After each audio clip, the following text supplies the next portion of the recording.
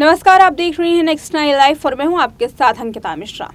आकांक्षा दुबे के मामले में कुछ ऐसे तथ्य हैं जो अभी तक लोगों के सामने नहीं आए हैं।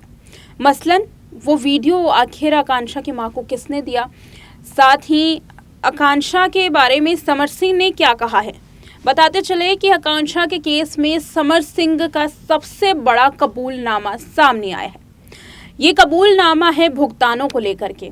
अब जो आरोप आकांक्षा की मां मधु दुबे ने भुगतान को लेकर के लगाए थे कि कई सारे भुगतान जो हैं वो समर सिंह नहीं किया करता था आकांक्षा दुबे को। आकांक्षा दुबे पैसों के लिए काफ़ी परेशान रहती थी, मेहनत की कमाई थी, लेकिन समर सिंह उस कमाई को नहीं दिया करता था। ये तमाम जो आरोप लगाए गए थे, इन आरोपों में कितनी सच्चाई थी, उस वक्त क्या हुआ था जब आकांक्षा का निधन हुआ, और आखिर पुलिस को क्या सबूत मिले, और सबसे बड़ी बात है कि कबूलनामा जो सामने आया है, आखिर उस कबूलनामे में समर सिंह ने आकांक्षा के बारे में क्या कहा है। आज के इस प्रोग्राम में इसी बात पर चर्चा करेंगे। बताते चले कि आकांक्षा दुबे मामले में जो सबसे मुख्य आरोपी है समर सिंह। सिलसिलेवार तरीके से सबसे पहले समझते हैं कि आखिर समर सिंह पर कौन कौन से ऐसे खुलासे हैं जो अभी तक नहीं हुए हैं। सबसे पहले ये हमने आपको कई रिपोर्ट्स में बताया है कि समर सिंह उस दौरान जब आकांक्षा का निधन हुआ तो समर सिंह ने कैसे अपने आप को बदला, अपने जो रूट्स हैं उसको बदला, क्योंकि जब आकांक्षा का निधन हुआ वो उस वक्त बनारस में मौजूद था। फिर उसके बाद जैसे ही निधन की खबर मिली, कथित तौर पर जैसे ही निधन की खबर मिली, वैसे ही समर सिंह क्या करता है, सबसे पहले अपने दो साथियों के साथ, अभी तक ये सामने नहीं आया कि आखिर वो दो साथी कौन थे, लेकिन अपने दो साथियों के साथ मुंबई रवाना होने के लिए निकल जाता है। लेकिन जैसे ही सोचता है कि अगर मुंबई जाएगा और कहीं समर सिंह के खिलाफ, यानी कि उसी के खिलाफ कहीं अगर मुकदमा चल गया, तो सबसे पहले वो पुलिस जो है वो मुंबई में ही तलाश करेगी, क्योंकि समर सिंह का जो ऑफिस है वो मुंबई में है, घर भी मुंबई में है। इसलिए एयरपोर्ट में जाता तो है मुंबई जाने के निकलने के लिए, लेकिन उसके बाद वो अपना रास्ता मोड़ लेता है और ना तो मुंबई जाता है ना तो लखनऊ जाता है, क्योंकि दोनों ही जगह उसके ऑफिसेज हैं।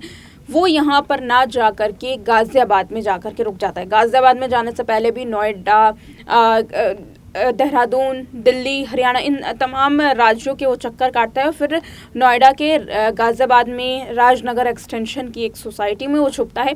जिस फ्लैट में वो छुपता है वो सूर्य सिंह नाम के किसी शख्स का था जो उसका ही रिश्तेदार है।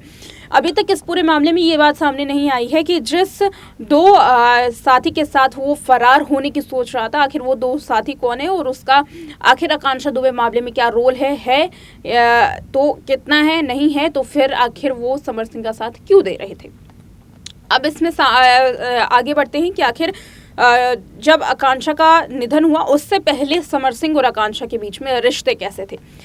अब इस पूरे मामले में जो गवाह है उन्होंने ये बयान दिया है कि समर और आकांक्षा जल्द ही शादी करने वाले थे। लेकिन यहाँ पर सोचने वाली बात ये है कि आखिर अगर समर और आकांक्षा जल्द ही शादी करने वाले थे तो फिर माँ ने ये बात क्यों मीडिया के सामने नहीं रखी, क्यों खुल करके वो इस बारे में नहीं बोली, क्योंकि बार बार समर सिंह पर कई गंभीर आरोप लगाए हैं, लेकिन अभी तक शादी की बात सामने नहीं आई थी।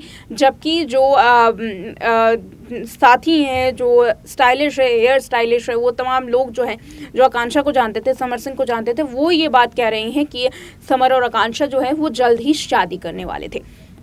अब इसमें जो अगले खुलासे हैं जो अभी तक नहीं हुआ है इस पूरे रिपोर्ट में, वो आपको बता दें कि आकांक्षा दुबे और समर सिंह को लेकर के पुलिस ने कई सवाल पूछे। सवाल ये पूछे जब रिमांड पर लिया गया कि आखिर तुम दोनों के बीच में रिश्ता कैसा था, कब दोनों आपस में मिले, और फिर जो आरोप लगाए गए वो क्या सही है, या आकांक्षा और समर का जो रिश्ता है वो टूटने की कगार पर आखिर कैसे आ गया। इसमें जो सवाल हैं वो मुख्य तौर पर यही थे कि आखिर समर सिंह से जो पूछे गए पुलिस ने कि आखिर आकांक्षा को कब से जानते हो। इस पर समर सिंह ने जवाब दिया कि एक ऑडिशन में वो एक कॉमन फ्रेंड के थ्रू मिले, जिसकी वजह से समर और आकांक्षा एक दूसरे को जानते थे। अब इसमें जो दूसरा सवाल पुलिस ने पूछा था ये पूछा कि आखिर काम कब तक किया है। इस पर समर सिंह ने जवाब दिया कि 25 एल्बम्स तकरीबन इन दोनों ने एक साथ की हैं। लेकिन जो सबसे बड़ा कबूलनामा जिसकी हम इस प्रोग्राम में बात कर रहे हैं वो क्या था, क्योंकि आरोप लगाया था मधु दुबे ने, जो कि आकांक्षा की मां है, ये आरोप लगाया था कि भुगतान नहीं दिया जाता था। आकांक्षा जो है वो पैसों के लिए काफ़ी परेशान रहती थी, लेकिन समर सिंह उन्हें पैसे नहीं दिया करता था। इस पर जब पुलिस ने रिमांड के दौरान सवाल पूछा था तो पुलिस ने पूछा कि आखिर दोनों के संबंधों में दरार कहां से आई और कितने सालों से जानते थे।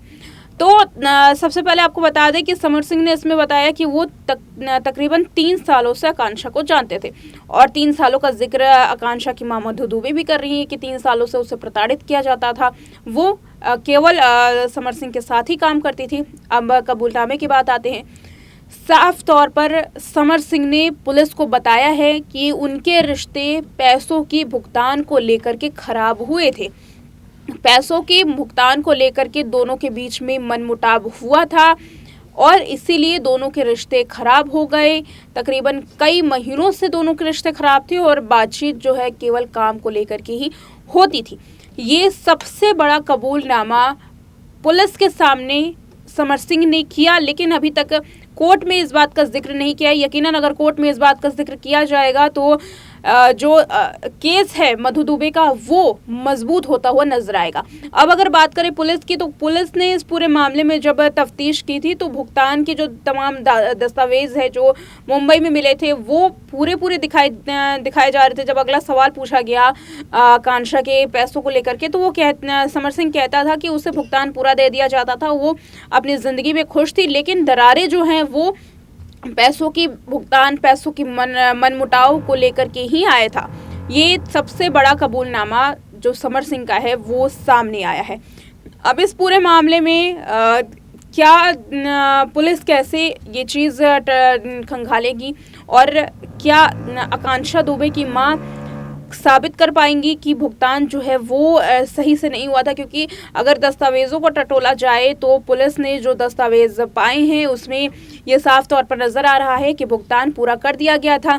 लेकिन सबसे बड़ा सवाल ये है कि अगर आरोपी इतनी बड़ी चाल चल सकता है, पुलिस को गुमराह कर सकता है, तो आरोपी के जो साथी हैं जो इस वक्त पुलिस की गिरफ्तारी से बाहर हैं, वो सबूतों को मिटाने की कोशिश भी कर सकते हैं या सबूतों को मिटा भी सकते हैं।